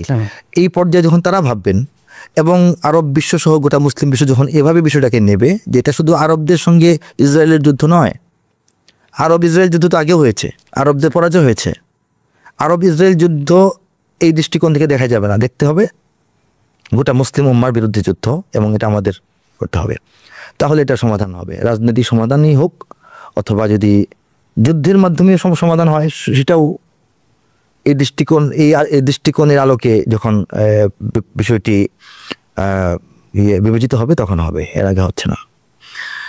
একটা ব্যাপার হচ্ছে এই আপনার গাজা উপত্যকার যেই সংকট, আমরা দেখি যে আসলে আরব বিশ্ব সেভাবে করে কোনো ধরনের দায়িত্ব নেয়নি, কিংবা তারা কোনো ধরনের প্রতিরোধ গড়ে তোলেনি। কিন্তু অতি সম্প্রতি আমরা এটা লক্ষণীয় তো বহু বছর ধরেই। এখানেও যে কথাটা বললাম, এর একটা প্রভাব আছে। দেখেন, এখন আরব বিশ্ব যদি মনে করে যে এটা ফিলিস্তিনের এটা লড়াই, এখন বাংলাদেশ কারোর সঙ্গে লড়াই করছে, এই লড়াইয়ে ভারত মাতা ঘামাতেও পারে, নাও ঘামাতে পারে। প্রতিবেশী বেশি বলে তো আমরা খুব একটা দোষারোপ করতে পারবো না, আমরা এই অশান্তিতে যাব না, ওদের যুদ্ধে ওরা দেখুক। কোনো দেশ পাশের দেশকে সাহায্য করতেও পারে, নাও করতে পারে, বাধ্য তো নয়। যখন এটা উম্মার লড়াই হবে, তখন দায়িত্ববোধ আসবে যে আরবরা কেন আসছে না, তারা কি উম্মা নয়, তারা কি মুসলিম নয়, তারা কি এই ভূখণ্ডের নিকট প্রতিবেশী নয়? ফিলিস্তিনিরা ফিলিস্তিন মুক্তির জন্য যুদ্ধ করছে, এই যুদ্ধে সৌদি আরব যাচ্ছে না, তাদের ইচ্ছে নিয়ে যাওয়ার। তাদের একটা অর্থনীতি আছে, তাদের একটা কূটনীতি আছে, তাদের একটা বিশ্ব রাজনীতি আছে, বিষয়টা এরকম না, খণ্ডিত হয়ে যায়। এই পয়েন্টটা আমি বললাম যে উম্মার লড়াই, এই যে চেতনাটা, এইটাকে যদি সবাই ধারণ না করেন তাহলে এখানে সবাই একসঙ্গে যুক্ত হবেন না। মনে করবেন একটা ল্যান্ডের, একটা ভূখণ্ডের লড়াই, তারা সফল হবে অথবা বিফল হবে, আমরা সেখানে চড়াতে যাব কেন? এটা কেউ ভাবলে আমরা হয়তো বা তাকে একটু মনে করবো যে স্বার্থপর, কিন্তু এর চেয়ে বেশি কিছু দোষারোপ করা যাবে না। সো লড়াইটাকে এই পর্যায়ে নিয়ে আসতে হবে। আরেকটা বিষয় হচ্ছে যে আল আকসা, মুসলমানদের তৃতীয় পবিত্রতম তীর্থস্থান এটা। এই আল আকসা সেই স্থান, যে স্থান থেকে কুব্বতুস সাখরা, একটা পাথর আছে সেখানে, যেটার উপরে এখন যে আমরা গোল্ডেন যে গম্বুজটা দেখি, যে গম্বুজটা আমরা ছবিতে দেখি আল আকসার, এটা তো মূল আল আকসা মসজিদ নয়। আল আকসা মসজিদ পাশে কালো গম্বুজওয়ালা, এটা হচ্ছে উমাইয়া শাসন আমলে তৈরি করা গোল্ডেন একটা গম্বুজ। এর নিচে কুব্বতুস সাখরা আছে, একটি পাথর, পবিত্র পাথর। এই পাথরটি সেই পাথর যে পাথরে হযরত ইয়াকুব আলাইহিস সালাম একবার কোথাও সফর করবেন, বের হয়েছেন, তো এই পাথরের উপরে বিশ্রামের জন্য বসেছেন, তন্দ্রাচ্ছন্ন হয়ে গেছেন এবং দীর্ঘ সময় উনি ঘুমিয়েছেন, এবং তিনি স্বপ্ন দেখেছেন যে এই পাথর থেকে আসমান পর্যন্ত ফেরেশতারা একটা সিঁড়ির মতো লাগিয়ে দিচ্ছে। মানে পৃথিবী থেকে আকাশের সঙ্গে যে সম্পর্ক, এটা কিন্তু আল আকসার সেই কুব্বতুস সাখরা থেকে, যে জন্যে আমাদের নবী সাল্লাল্লাহু আলাইহি সাল্লামকে মক্কা থেকে সরাসরি মেরাজে না নিয়ে প্রথমে নেওয়া হয়েছে আল আকসায়, এবং সেই কুব্বতুস সাখরা, সেই পাথরের উপর থেকে তাকে ঊর্ধ্বগমনের ভ্রমণ শুরু হয়েছে। ওটা হচ্ছে লাইন। তো আমাদের জন্য কত গুরুত্বপূর্ণ, এবং সেই জায়গাটা খ্রিস্টানদের জন্য গুরুত্বপূর্ণ। হযরত ঈসা আলাইহিস সালামের জন্মস্থান এটা। হযরত ঈসা আলাইহিস সালামকে তাদের বিশ্বাস অনুযায়ী তারা তো মনে করে যে ঈসা আলাইহিস সালামকে সেখানে হত্যা করা হয়েছে। আমরা কোরআনের মাধ্যমে জানতে পেরেছি তাকে উঠিয়ে নেওয়া হয়েছে, কিন্তু সেই জায়গাটি ওখানে, এবং ইহুদিদের তো বসবাস এবং জন্মস্থলী সেখান থেকে, ইহুদিদের বংশবিস্তার। তো এখানে তিনটা পক্ষেরই আকর্ষণ আছে। তো এই যে আল আকসা, যে আল আকসায় আমাদের নবী সাল্লাল্লাহু আলাইহি ওয়াসাল্লামের পিছনে 7 কাতার নবী রাসূলগণের রূহ নামাজ পড়েছেন সেই রাত্রে, মেরাজের ভোর রজনীতে। তো ওই পবিত্র জায়গাটি যতবার মুক্ত হয়েছে, এটা ঐতিহাসিক বাস্তব তত্ত্ব আমাদের মাথায় রাখতে হবে। সেখানকার মানুষেরা মুক্ত করেনি, বাইরে থেকে মুক্ত করা হয়েছে। সো আমারও মনে হয় যে ফিলিস্তিনের যোদ্ধারা, ফিলিস্তিনের জনগণের লড়াই সংগ্রাম, রক্ত দেওয়ার মাধ্যমে ফিলিস্তিন মুক্ত হবে না, আল আকসা মুক্ত হবে না। আল আকসা মুক্ত হবে বাইরে থেকে মুসলিম শক্তির হস্তক্ষেপের মাধ্যমে। দেখেন, ফিলিস্তিন খ্রিস্টানদের হাত থেকে মুক্ত হয়েছিল হযরত ওমর ফারুক রাদিয়াল্লাহু আনহুর পাঠানো সেনাবাহিনীর মাধ্যমে। আরেকবার ফিলিস্তিন মুক্ত হয়েছিল হযরত আমাদের সুলতান সালাউদ্দিন আইয়ুবীর অভিযানের মাধ্যমে।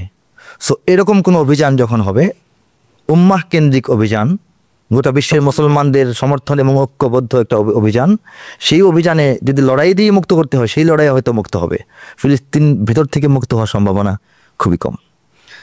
আপনি ঠিক বলছেন। আসলে আমরা দেখেছি বাংলাদেশের সাধারণ মানুষ থেকে শুরু করে সারা দুনিয়ার সাধারণ মানুষের যে হৃদয়ে রক্তক্ষরণ এই গাজা উপত্যকার সংকট নিয়ে, আরব দেশগুলো তো আসলে সত্যিকার অর্থে তেমন মাথা ঘামায় না। তবে আমরা একটা ভিন্ন একটা ব্যাপার দেখি, আপনি হয়তো লক্ষ্য করেছেন যে ইরান, এই রাষ্ট্রটা কিন্তু শুরু থেকে এই ফিলিস্তিনি মানুষই পক্ষে কাজ করেছে, যে কারণে আমরা এদের কয়েকবার ইসরায়েল হামলাও চালিয়েছে, এবং তারা একদম প্রত্যক্ষভাবে এই ফিলিস্তিনের মানুষের পাশে দাঁড়িয়েছে। এই বিষয়ে আসলে আপনার পর্যবেক্ষণ কি? মধ্যপ্রাচ্যের দেশগুলির মধ্যে ইরান তো এক্সেপশনাল, এবং এটা তাদের চিন্তা, তাদের চেতনা, তাদের যে শুধু চিন্তায় সীমাবদ্ধ না, তাদের যে উদ্যোগ এবং কাজ, এগুলোর মাধ্যমে তারা প্রমাণ করতে পেরেছেন গোটা বিশ্বে ইরানের যে ব্যতিক্রমী অবস্থান, ওটা প্রশংসনীয়। এবং তারা সেই মজলুম জনগোষ্ঠী, মজলুম ভূখণ্ডটির জন্যে তারা তাদের নিজেদের উপর আঘাত সহ্য করেও, নিজেদের বিশ্ব রাজনীতিতে অনেক ধরনের সমস্যা সংকট তৈরি হতে পারে এবং হচ্ছেও, সেটাকে মেনে নিয়েও তারা উম্মাহ চেতনায় তাদের পাশে দাঁড়িয়েছেন। এটা প্রশংসনীয় এবং এটা অনুকরণীয় হওয়ার কথা ছিল, সবারই এটা অনুকরণ করা প্রয়োজন ছিল। ঠিকই বলেছেন। আসলে কবে এই মুসলিম উম্মার শাসক গোষ্ঠী এই ইরানের মতো হবে সেটা আসলে আমরা জানি না, তবে আমরা প্রত্যাশা। এখানে আরো একটি কৌশলের কথা বলি। আজকে ইসরায়েলকে যদি থামাতে হয়, ফিলিস্তিনকে যদি মুক্তি করতে হয়, এবং সেটা আমি আমার পূর্ব আলোচনার প্রেক্ষিতে যদি বাইরে থেকে কোনো বাইরের মুসলমানদের শক্তি সেটাকে উদ্ধার করতে হয়, তাহলে সেটা সরাসরি কিভাবে সম্ভব? সেটা দূর থেকে সম্ভব নয়। সেটা করতে গেলে যে কৌশলটা দরকার, সেই কৌশলটা হচ্ছে যে যুদ্ধস্থল রণাঙ্গন যদি ফিলিস্তিন ভূখণ্ড হয়, এর আশপাশের এলাকায় নিজেদের শক্তি বৃদ্ধি করা, নিজেদের লোক তৈরি করা, শক্তি বৃদ্ধি করা, মিডিয়ার পাওয়ার, অস্ত্রের পাওয়ার, হ্যাঁ, এবং শাসন ক্ষমতার তাই অধিষ্ঠিত হওয়া বা অংশীদারিত্বের যে শক্তি, সেই শক্তিগুলো পার্শ্ববর্তী মানে যুদ্ধক্ষেত্রের পার্শ্ববর্তী ভূখণ্ডগুলোতে শক্তি বৃদ্ধির পর সেখান থেকেই কিন্তু মূল টার্গেট বা মূল অভিযানটি সম্ভব। এবং আমার তো মনে হয় ইরান সেই দৃষ্টিকোণ থেকে তারা নির্ভুল একটা কাজ করছেন, যে দেখা যাচ্ছে যে ইয়েতে ইয়েমেনে, তারপর ইরাকের কিছু অংশে, তারপর সিরিয়াতে, যেগুলো নাকি বর্ডারের দিক থেকে ফিলিস্তিনের কাছাকাছি পাশাপাশি, সেই সব অঞ্চলগুলোতে শক্তি বৃদ্ধি এবং সেখান থেকে একযোগে কিছু করার চেষ্টা। এই যে একটা সামরিক কৌশল যেটা আমি বললাম, তো ইরান কিন্তু সেভাবেই তাদের ছক সাজিয়ে চেষ্টা করছে। একটা শক্তি একা একটি রাষ্ট্রের পক্ষে অনেক কিছু করা সম্ভব না, তারা তো পথ দেখাতে পারছে, তারা তো একটা সাহসের সঞ্চার করতে পারছে। এটা হচ্ছে মানে আলোচনার প্রধান জায়গা আর কি।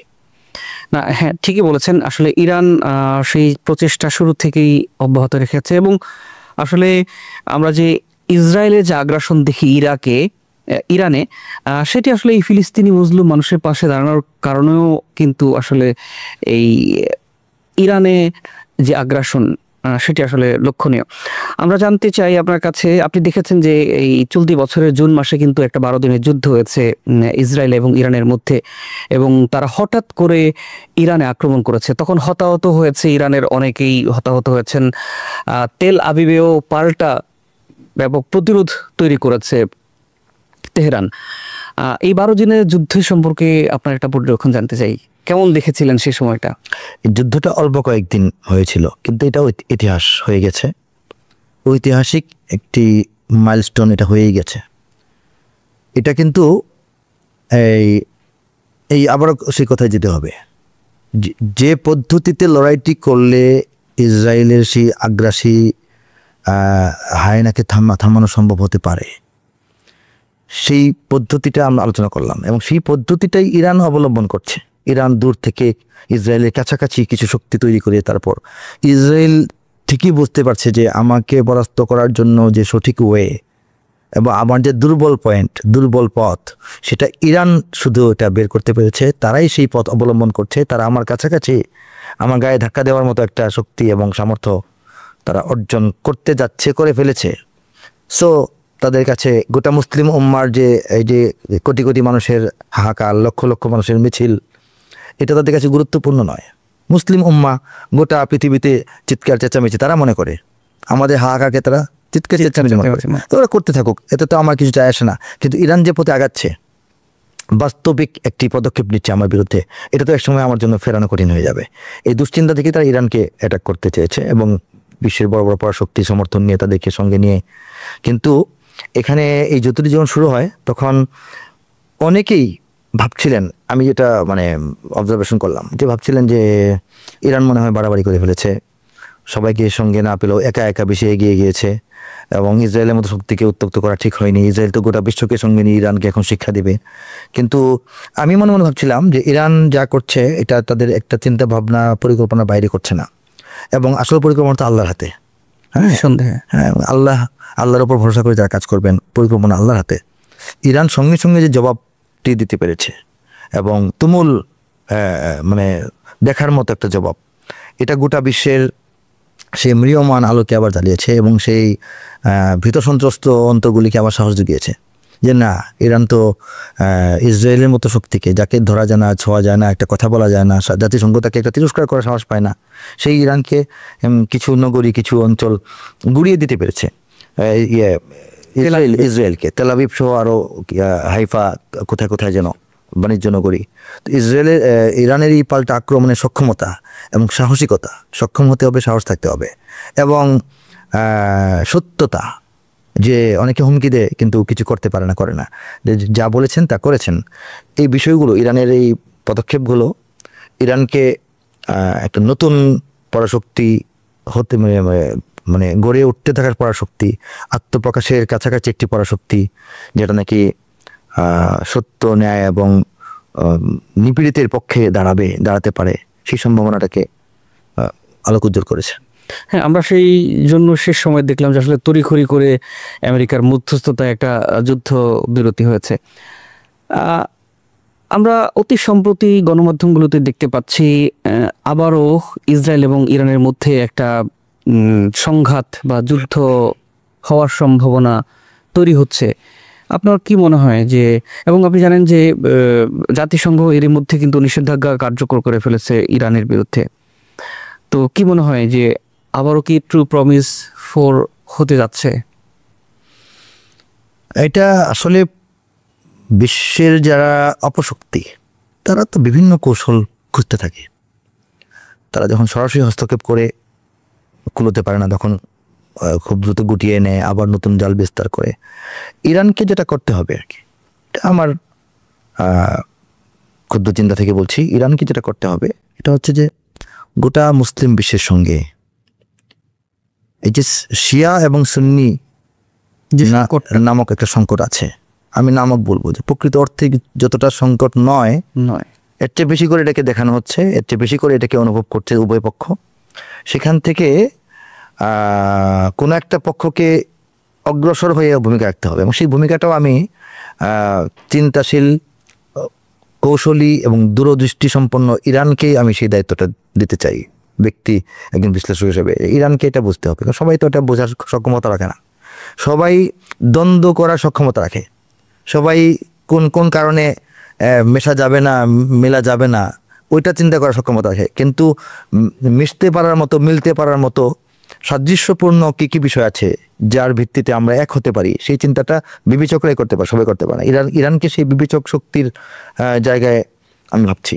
তাদের ভাবতে হবে যে শিয়া সুন্নির যে দূরত্বটা, এখানে কেন দূরত্ব, আকিদাগত নাকি আচরণগত, বিশ্বাসগত বা ঐতিহাসিক কোনো দ্বন্দ্ব যদি থেকে থাকে, এগুলিকে ম্লান করে আনা, এগুলিকে এখন আস্তে আস্তে সীমিত করে আনা, এগুলিকে পেছনে ফেলে বৃহত্তর উম্মাহ ঐক্য, যেটা এক আল্লাহ, এক রসুল, এক কোরআন, এটার ভিত্তিতে গোটা মুসলিম বিশ্বকে ঐক্যবদ্ধ করার জন্য একটা আস্থা অর্জন, সুন্নি বিশ্বের আস্থা অর্জন, যে না, ইরান আমাদের ভাই, ইরান আমাদের বন্ধু, ইরান আমাদের রক্ষক হিসেবে কাজ করবে, আমরাও ইরানের পাশে দাঁড়াবো, রক্ষক হিসেবে কাজ করব। আসলে তো রক্ষক এক কাবা কেন্দ্রিক। আল্লামা ইকবাল বলেছেন যে দুনিয়া কি বুদ গদা মে পহলা ও ঘর খুদা কা, হাম উনকে পাশে বাঁ হে ও পাশে বা হামারা। এই পৃথিবীর মূর্তিশালায় যেখানে আল্লাহকে চিনত না কেউ, এবং সেখানে বিভিন্ন জিনিসের পূজা হতো, উপাসনা হতো, সেখানে প্রথম ঘর আল্লাহ প্রতিষ্ঠা করেছেন কাবা। তো আমরা হলাম সেই ঘরের প্রহরী, এবং সেই কাবা হচ্ছে গোটা মুসলিম উম্মার প্রহরী। সেই কাবা কেন্দ্রিক আমাদের ঐক্যবদ্ধ হইতে হবে, এবং এই ভূমিকায় অগ্রসর ভূমিকায় আমি আশা করি যে ইরান এটা পারবে, এবং ইরানকে এটা করা উচিত। এটা করলে এই মানসিক দূরত্বগুলো যে দূর হয়ে যায়, তাহলে একটা বড় শক্তি দাঁড়াবে। আজকে পাকিস্তানের হাতে পারমাণবিক শক্তি আল্লাহ দিয়েছেন। এখন পাকিস্তান তারা হচ্ছে আহলে সুন্নাত ওয়াল জামা, মানে বেশি আধিপত্য এবং সুন্নি দেশ বলা হয়। ইরানকে শিয়া অধ্যুষিত দেশ মনে করা হয়। তো শিয়া এবং সুন্নি এই দুটো শব্দ যদি এক হয়ে যেত, তাহলে তো আমরা সুপার পাওয়ার বিশ্বে, এবং আমাদের সব ভূখণ্ড আমরা স্বাধীন করতে পারি, আমাদের সমস্ত মুসলিমদের মুখে হাসি ফুটতে পারে, এবং তখন বিশ্বের সেই তাবৎ তথাকথিত অত্যাচারী পরাশক্তিগুলোর ধ্বংসস্তূপের উপরে আমরা আমাদের বিজয় পতাকা করতে পারি। না নিঃসন্দেহে সেজন্যই আপনার কথা সূত্র ধরে বলছি, যেমন আমরা দেখেছি ইরানের যে পারমাণবিক শক্তি পাচ্ছে, বাংলাদেশের সাধারণ মানুষও মনে করে যে আসলে যদি ইরানের এই পারমাণবিক শক্তি থাকতো তাহলে আমেরিকা কিংবা ইসরায়েল এই যে হুট করে হামলা করা বা তারা যে বর্বরতা চালানোর যেই সাহস তারা পেত না। আপনি কি তাই মনে করেন যে আসলে ইরানের এই শক্তিটা থাকা খুবই প্রয়োজন, পারমাণবিক শক্তি, যেটা এটা মুসলিম বিশ্বের আরো কিছু দেশের এটা গড়ে ওঠা উচিত ছিল, যেহেতু পৃথিবীতে এটা নিষিদ্ধ নয়, পৃথিবীতে অনেক দেশে এটা আছে, এটা নিয়মের ভেতরে আছে। তো সেভাবে আজকে পাকিস্তানে আছে, আজকে ইরানের যদি থাকতো, আজকে যদি তুরস্কের হাতে এটা আসে, যারা এটাকে ধারণ এবং রক্ষণাবেক্ষণ করতে পারবেন, যে কোনো শক্তির হাতে তো দেওয়া যায় না। তো আমাদেরও দেখা যাচ্ছে যে কয়েকটি দেশ, আজকে মালয়েশিয়া, ইন্দোনেশিয়া, ওই অঞ্চলটা একটা পারমাণবিক শক্তিধর অঞ্চল হতে পারে। হ্যাঁ, আমাদের বাংলাদেশের কথা আমি এ পর্যায়ে না আনলাম, কিন্তু বাংলাদেশ তো পৃথিবীর দ্বিতীয় বা তৃতীয় বৃহত্তম মুসলিম অধ্যুষিত দেশ।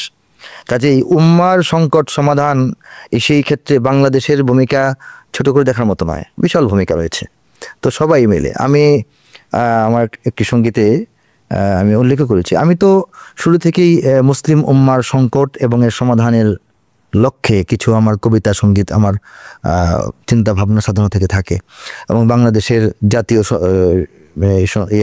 সংহতি, সাম্প্রদায়িক সম্প্রীতি এবং আমাদের স্বাধীনতা সার্বভৌমত্বের পক্ষে আমার চিন্তা ভাবনা লেখা আপনারা শুনেছেন থাকে। না সেটাই যেটা বলছিলাম যে পারমাণবিক শক্তি তো অবশ্যই থাকা উচিত ইরান কিংবা মুসলিম দেশগুলো।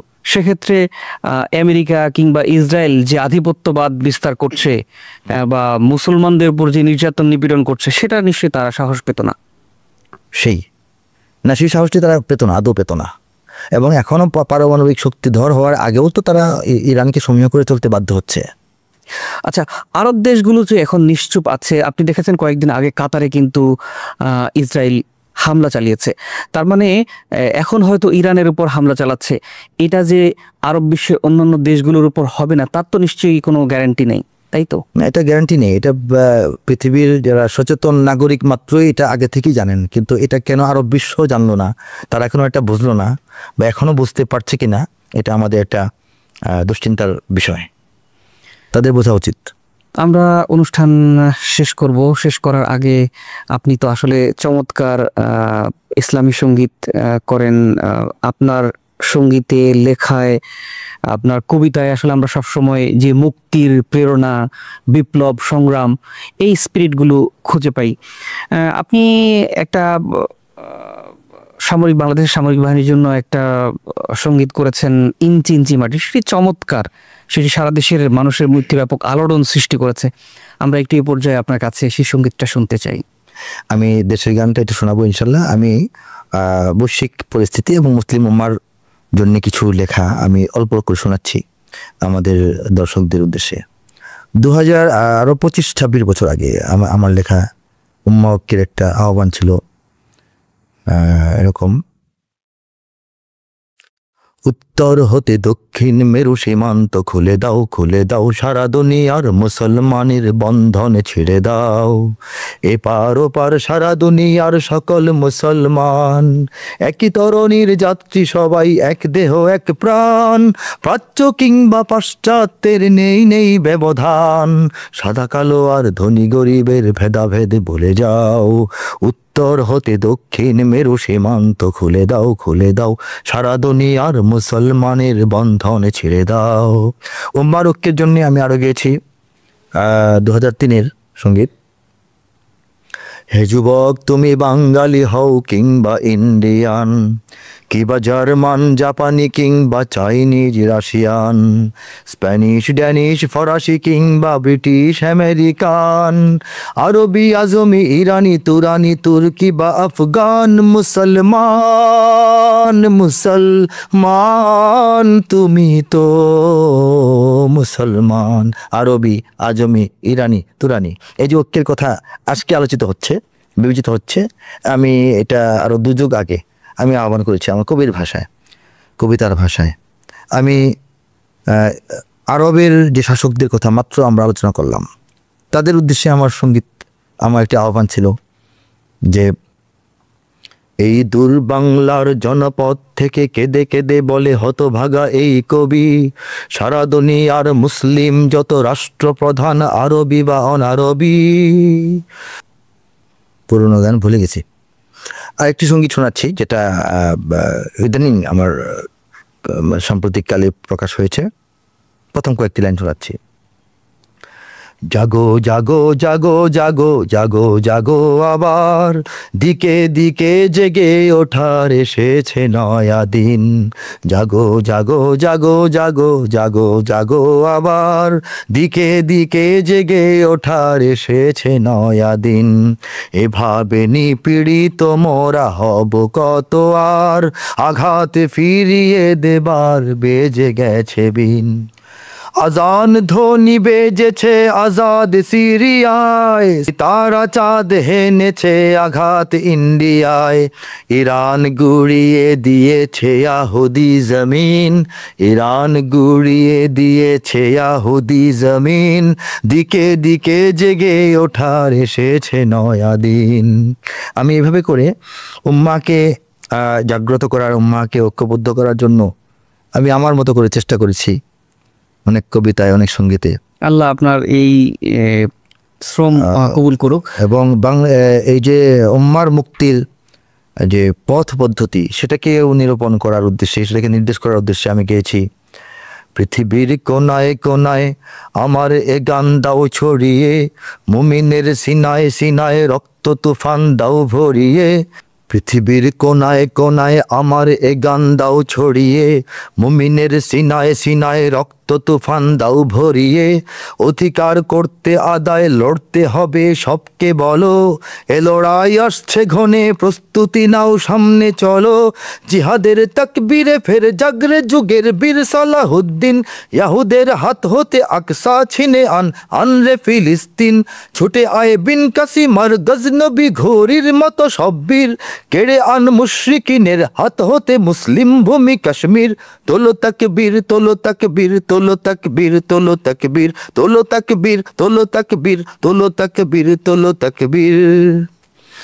এদিকে বারুদ বুকে মরছে ধুকে সহস্র জানবাজ, ওদিকে ভোগ পেয়ালায় যাচ্ছে ভেসে ভেসে ভণ্ড আরব রাজ। এদিকে ঝরছে বোমায় লক্ষ মাসুম অবুঝ শিশুর প্রাণ, ওদিকে বিশ্ব মরল সংঘ শোনায় হিউম্যানিটির গান। তাহলে সমাধান কি? সেক্ষেত্রে বলেছি, জাগরে তুর্কি আরব বঙ্গমালয়ে পাক সেনা দল, সমরের শক্তিতে আজ সব মিলে হও শক্ত সবল। এ লড়াই ঘটবে ভীষণ, চলছে মিশন ওই শিবিরে, কেন হয় যাচ্ছ না দুর্বার গতিতে চলছ ধীরে। অর্থাৎ বারংবার বিশ্বের বড় বড় শক্তিগুলোকে, মুসলিম শক্তিগুলোকে ঐক্যবদ্ধ হওয়ার, একটি প্ল্যাটফর্মে আসার আহ্বান। পৃথিবীতে যারা বিশ্ব পরিস্থিতি নিয়ে ভাবেন, মুসলিম উম্মার সংকট এবং মুক্তির কথা ভাবেন, তারা সেসব নিয়ে লিখেন, বলেন। কিন্তু আসলে কি, যখন মুসলিম উম্মাহ বিভক্ত হয়ে গেল, জাতি রাষ্ট্রে বিভক্ত হয়ে গেল এবং জাতীয়তাবাদের মানে খুবই প্রবল প্রভাব পৃথিবীতে ছড়িয়ে পড়লো, তখন আর উম্মার যাতনা, উম্মার বেদনাকে সবাই অনুভব করতে ভুলে গেল। মনে করলো যে এটা আমার দেশে তো হচ্ছে না, অন্য দেশে হচ্ছে। ফিলিস্তিন তো আমার দেশ না, এটা অন্য একটা দেশ, ওরা দেখো কি করতে পারে। একটা দুঃখ প্রকাশ করি শেষ। যদি এটাকে ওই আগের মতো সচেতনা থাকতো যে পৃথিবীর কোনো কর্নারে, পৃথিবীর কোনো একটা জায়গায় কোনো মুসলিম ভাই বোন তারা অন্যায়ভাবে নিপীড়িত হচ্ছেন, কাজে আমাদের সকলের গায়ে সেই আঘাতটা লাগবে, সকলে এটার প্রতিকার করার জন্য একযোগে ঝাঁপিয়ে পড়বো, সেই অনুভূতিতে আমরা ফিরে আসতে পারার আগ পর্যন্ত উম্মার মুক্তি হবে না। আমরা বাংলাদেশ নিয়ে আপনার কয়েকটা সৃষ্টি শুনতে চাই, জানতে চাই। ইনশাল্লাহ বাংলাদেশ নিয়ে তো চিন্তা ভাবনা করি, দেশপ্রেম থেকে করি। এবং এই দেশটা হচ্ছে গোটা বিশ্বে মুসলিম উম্মার সংখ্যা আনুমানিক প্রায় 200 কোটির মতো। এই 200 কোটির 10% হচ্ছে প্রায় 20 কোটি। সেই প্রায় 20 কোটি মানুষের মুসলমানের বসবাস বাংলাদেশে। কাজেই মুসলিম উম্মার দৃষ্টিকোণ থেকে বাংলাদেশের অবস্থান কিন্তু অনেক অগ্রাধিকার পায়। সেই মুসলমানদেরই ভূখণ্ড এবং পাশাপাশি বিভিন্ন ধর্ম, গোত্র, সম্প্রদায়ের ভাই বন্ধুরা আছেন সেখানে, সবার সেই প্রাণের মাতৃভূমিকে রক্ষার জন্যে সেই চেতনা থেকে অনেক সঙ্গীত আমার আছে। আমি 2-3টি সঙ্গীতের কিছু করে অংশ শোনাচ্ছি। বাংলার ইতিহাসে যখনই শত্রু আসে পালাবার পথ খুঁজে পায় না, বাংলার ইতিহাসে যখনই শত্রু আসে পালাবার পথ খুঁজে পায় না। ইংরেজ বেনিয়ারা এখানে খেয়েছে, তারা পালিয়ে গিয়েছে পাক হায়না। ইংরেজ বেনিয়ারা এখানে খেয়েছে, তারা পালিয়ে গিয়েছে পাক হায়না। বুঝে নিক আমেরিকা, বুঝে নিক ইন্ডিয়া, বুঝে নিক রাশিয়াও চায়না। বুঝে নিক আমেরিকা, বুঝে নিক ইন্ডিয়া, বুঝে নিক রাশিয়াও চায় না। মুমিনের এই মাটি ইমানের এই ঘাটি কিছুতেই কেড়ে নেওয়া যায় না। মুমিনের এই মাটি ইমানের এই ঘাটি কিছুতেই কেড়ে নেওয়া যায় না, যায় না, না না। মুমিনের এই মাটি ইমানের এই ঘাটি কিছুতেই কেড়ে নেওয়া যায় না। আমি গেছি একটা দিয়ে শেষ করে তাহলে। আমরা ইঞ্চি ইঞ্চি মাটি, সেটি খুবই বিখ্যাত, আমরা সেটি অবশ্যই আপনার কণ্ঠে শুনি। ইঞ্চি ইঞ্চি মাটি এই সঙ্গীতটি 2003-এ আমার লেখা এবং প্রকাশিত। বাংলাদেশের জাতীয় টিভি চ্যানেল সহ অন্যান্য প্রাইভেট অনেক চ্যানেলে এটা প্রচার হতো একযোগে। এই যে জন্য এটা জনপ্রিয়তা একটু বেশি পেয়েছে এবং দেশের মানুষ এটাকে ভালোবেসেছেন এবং এটাকে উপলক্ষ করে আমাকেও ভালোবেসেছেন। ইঞ্চি ইঞ্চি মাটি সোনার চাইতে খাঁটি, নগদ রক্ত দিয়ে কেনা। শত্রু বাহানাদার একটি কণাও তার কেড়ে নিতে কেউ পারবে না। রঙের তুলিতে আকাশ সবুজের ছায়া ঢাকা, সুজলা সুফলা পরিপাটি। শহীদ গাজী রেখেছে জীবন বাজি, করেছে স্বাধীন এই মাটি। বাংলাদেশ আমার বাংলাদেশ, তোমার বাংলাদেশ সবার প্রাণ। ধন্য ধন্য আমি সবার চাইতে দামি বাংলা মাটির সন্তান। বাংলাদেশ আমার বাংলাদেশ, তোমার বাংলাদেশ খোদার দান। সোনার জন্মভূমি, তোমার জন্যে আমি জীবন দিয়েছি কোরবান। চারিদিকে দুশ্মন, ভেঙো না মন, সাহস জমিয়ে রাখো বুকে। ইমান জিন্দা করে জিহাদের হুঙ্কারে পরাজিত করো শত্রুকে। চারিদিকে গাদ্দার ভিনদেশি তাবেদার, সজাগ দৃষ্টি রাখো সবে। সকল মির্জাফর বিদেশি গোলাম চর রুখতে তাদের আজ হবে। বাংলাদেশ আমার বাংলাদেশ, তোমার বাংলাদেশ অম্লান। বুকের রক্ত ঢেলে রেখেছি সবাই মিলে মাতৃভাষার সম্মান। বাংলাদেশ আমার বাংলাদেশ, তোমার বাংলাদেশ চিরমহান। এ মাটির বুক হতে বাজবে সারা জগতে বিশ্ব মানবতার গান। অনেক দামের দেশ, রক্ত ঘামের দেশ, মায়ার বাঁধন বড় বেশি। হিন্দু মুসলমান বৌদ্ধ বা খ্রিস্টান, পাহাড়ি বাঙালি এক দেশি। কেন তবে সংঘাত, কেন কিসের বিবাদ, ভাই ভাই রাখো হাত হাতে। সমরে পক্ষপাতী হয়েছি শ্রেষ্ঠ জাতি, নজির দেখাও দুনিয়াতে। বাংলাদেশ আমার বাংলাদেশ, তোমার বাংলাদেশ খোদার দান। সোনার জন্মভূমি, তোমার জন্যে আমি জীবন দিয়েছি কোরবান। জাযাকুমুল্লাহু খাইরান। চমৎকার চমৎকার, আসলেই হৃদয় ভরে গেল।